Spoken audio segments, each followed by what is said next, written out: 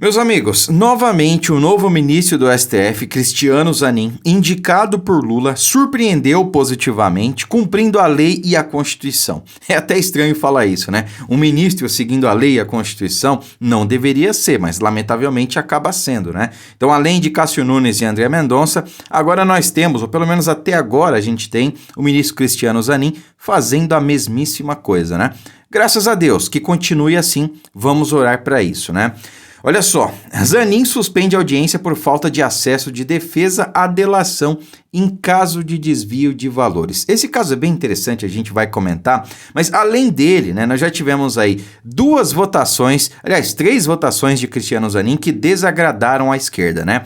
Primeiro, ele votou contra uma pauta LGBT, né, para equiparar ali o crime de injúria ao de racismo, né, a figuras LGBTs.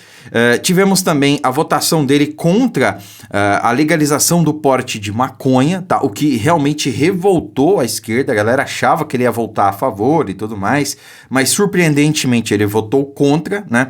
Embora até agora tenha sido voto vencido, né?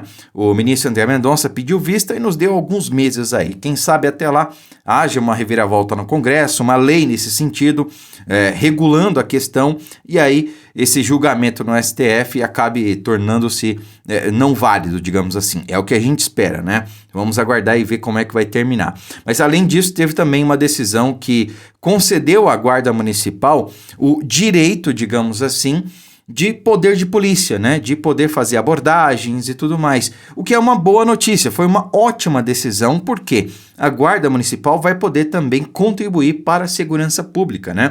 Vai poder fazer abordagens, enfim. Isso vai tornar a vida do cidadão, principalmente das periferias, mais fácil, mais segura, né? Então, mais uma excelente notícia, mais uma excelente decisão, que surpreendentemente o ministro Cristiano Zanin, indicado por Lula, ressalto, né? Fez aí, que agradou a boa parte dos brasileiros e desagradou aí a esquerda militante vermelha, né?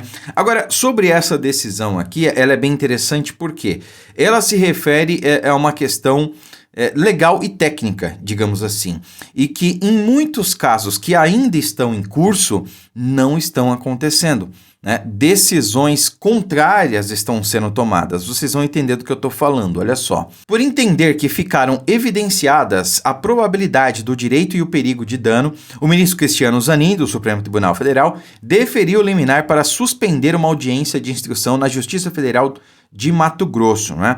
O caso versa sobre supostos crimes de gestão fraudulenta e desvio de valores do Instituto de Previdência Complementar do extinto Banco do Estado de Mato Grosso. Foram acusados 6 pessoas, sendo 3 delas fizeram acordo de delação premiada. Entre os delatores estão o ex-presidente da Assembleia Legislativa, José Riva, e o ex-governador Silval Barbosa, não é? A defesa de um dos delatores, contudo, alega que não foram disponibilizadas na íntegra o testemunho dos delatores, o que comprometeria o contraditório e a ampla defesa. Também sustenta que a prática viola a súmula vinculante 14 do STF. Olha só, meus amigos. Ao decidir, o ministro apontou que o pedido estava devidamente fundamentado, sobretudo no que diz respeito ao perigo da demora e à probabilidade do direito, né? Abre aspas. Nesse contexto, afigura-se recomendável, ainda que por cautela, seja melhor apurada a alegada ofensa à súmula vinculante 14, registrou. A súmula citada prevê que é direito do defensor, no interesse do representado, ter acesso amplo aos elementos de prova que, já documentados em procedimento investigatório realizado por órgão com competência de polícia judiciária, digam respeito ao exercício do direito de defesa. Diante disso, Zanin suspendeu a audiência de instrução até o julgamento do mérito da reclamação. O autor foi representado pelos advogados Felipe Maia Broeto e Daniel Broeto Maia, né? Então, olha aí o ministro Cristiano Zanin surpreendendo numa matéria puramente técnica, né? Então, assim, a gente tem vários presos políticos no país hoje, inclusive oriundos do 8 de janeiro, que tiveram e ainda estão tendo ali vários de seus direitos ignorados, né? O próprio direito à audiência de custódia não foi concedida a todos os presos em momento oportuno, porque a lei fala de 24 horas até, né, após o período de prisão. E, lamentavelmente, a maioria dos presos não teve audiência de custódia até 24 horas, né? E muitos tiveram ali de maneira conjunta, enfim, uma série de irregularidades e tudo mais que vários juristas já cansaram de falar sobre isso, né? E nós temos também outras figuras públicas, quase que exclusivamente de direita, para não dizer exclusivamente, tendo ali vários direitos, eu não diria ali negados, mas simplesmente ignorados, né? Então, você tem ali o direito ao acesso ao processo, a saber do que você está sendo acusado, simplesmente ignorado, né? O próprio Alan Frutuoso, do canal Vista Pátria, que ainda está preso, ficou muito tempo sem saber do que estava sendo acusado, sem saber do que se tratava o processo ao qual ele é investigado, né? O inquérito ao qual ele é investigado. Eu estou citando apenas um exemplo, nós temos vários outros aí, né? E esse processo aqui, que o ministro Cristiano Zanin julgou, eu nem sei quem se trata esses cidadãos aí lá do Mato Grosso, se são culpados ou não, se são bandidos ou não, eu não sei. O que eu sei é que o direito deles foi garantido pelo ministro Cristiano Zanin na forma da lei. E é isso que a gente defende, é isso que a gente tem que lutar para que aconteça, para que o direito seja respeitado, né? Pau que dá em Chico tem que dar em Francisco, ou seja, a coisa tem que funcionar para os dois lados, né? O direito, a lei tem que ser o mesmo para todos, não importa o espectro político. Lamentavelmente não é o que parece que acontece até hoje no Brasil, né? Agora, falando em direito respeitado, falando em igualdade de condições e tudo mais, né? Nós temos aqui uma notícia que não é muito novidade, que é o fato da assessoria de imprensa do Lula, né, que é a Rede Goebbels de televisão, mostrando o porquê não tira Bolsonaro do noticiário 24 horas por dia, né? Então vejam aqui a manchete, ó. Militância é pouco. A troca de ministros não aconteceu para que o caso das joias não saia da mídia, diz CNN. E eles falaram isso ao vivo, ao vivaço, olha só. Fala, pô, será que o governo segurou um pouquinho para não tirar o foco do noticiário? E aí ontem, batendo perna ali na esplanada, me disse um ministro, pra que eu vou dar mais trabalho para vocês, né, Raquel? E o caso da joia já tá dando tanto trabalho, aí vocês vão ter que dividir o noticiário com nomeação de ministro, por quê, né?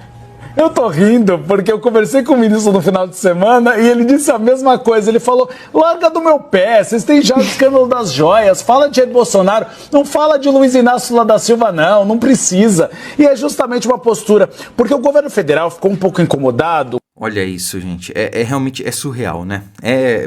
Eu não diria inacreditável porque não é, tá aqui, a gente tá vendo, né? Mas é surreal essa situação. Então, os caras não falam de outra coisa senão Bolsonaro 24 horas por dia, joia pra cá, joia pra lá, Mauro Cid, etc. Porque essa é a ordem do Lula, essa é a ordem do PT. Eles simplesmente estão pautando a mídia, que tem concessão pública. Eles estão pautando a velha mídia. Não vamos falar, para que falar de reforma ministerial, né? Inclusive, não teve ainda reforma ministerial, segundo aqui a própria CNN, porque eles querem que o assunto seja Bolsonaro 24 horas por dia. Parece que o Lula, né, o Dino, eles sabem que alguma coisa está para acontecer em relação ao presidente Bolsonaro, que eles querem realmente, não, vamos protelar a reforma ministerial, porque o nome do Bolsonaro precisa ser desgastado 24 horas por dia para que a população aceite quando ele for preso, né? E, lamentavelmente, meus amigos, é o que caminha para acontecer. Bolsonaro cometeu algum crime? Não. Bolsonaro desrespeitou alguma lei? Não, mas eles vão prender o presidente Bolsonaro simplesmente porque eles querem prender Bolsonaro. A grande narrativa que eles querem emplacar é essa. Lula é inocente, ficou preso injustamente e Bolsonaro é o malvadão, é o corrupto e precisa ser preso.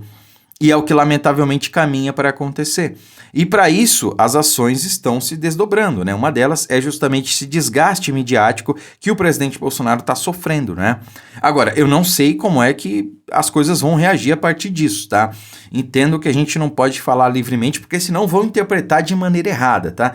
A gente nunca prega violência, nunca prega reações enérgicas, nem coisa do tipo, mas não dá para saber o que vai acontecer no país se uma figura como o presidente Bolsonaro, que detém grande capital político, grande apoio popular e tudo mais, é só ver como ele anda, como ele é recepcionado nas ruas e tudo mais, o que vai acontecer se ele for preso injustamente sem ter cometido nenhum crime, né?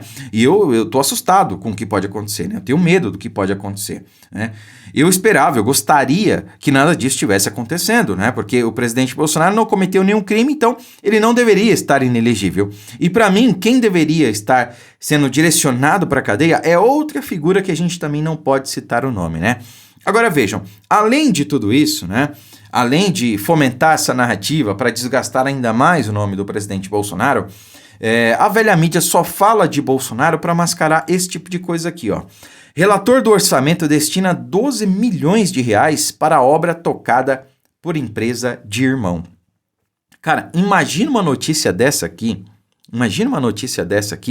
no governo Bolsonaro.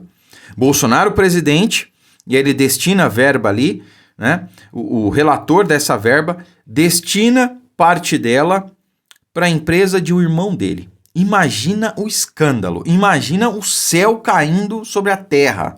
Porque não iam falar de outra coisa senão isso 24 horas por dia por pelo menos 1 ou 2 semanas. No entanto, como é no governo Lula, tá tudo certo. Não, isso aqui, né, não tem nada de errado, né? Tá tudo bem. Olha só, uma empresa comandada por um irmão do senador Marcelo Castro, relator do orçamento, foi a principal beneficiada na primeira leva de liberações das chamadas emendas de comissão neste ano. E de acordo com o levantamento do Globo, dos 804 milhões empenhados até agora, 62 milhões são destinados às obras da BR-235, rodovia que ligará o Pará ao litoral de Sergipe. E a construtora Jurema, que tem João Costa de Castro como sócio administrador, é responsável pelo trecho da estrada que corta o Piauí. Do valor enviado à companhia, 12 milhões tiveram como origem uma indicação feita pelo próprio senador e o restante por um deputado aliado. Castro alega que destinou os recursos por ser uma obra importante e que a empresa é uma das principais do estado. Claro, né? Não tem nada de errado nisso aí. Teria se fosse com o Bolsonaro, né? Mas como é com Lula, tá tudo certo, né? O governo do amor que venceu o ódio. E para finalizar aqui com chave de ouro, né? No governo Bolsonaro, o ministro da Justiça bateu recordes de apreensão de droga, né? No atual desgoverno, o ministro da Justiça bate outros recordes, como esse aqui. Flávio Dino bate recorde em uso de aviões da FAB, né? Olha que fase que nós estamos, né? No governo passado, o ministro da Justiça batia recordes de apreensão de droga, de combate ao crime e tudo mais. E agora, o recorde que é batido é o de uso de aviões da FAB. Provavelmente para ir para sua casa nos finais de semana e nas suas folgas, lá no Maranhão, né? Lamentavelmente. Se Deus quiser, a gente vai se ver livre dessa gente aí o quanto antes. Curta, comente, compartilhe o vídeo, fiquem com Deus e até a próxima.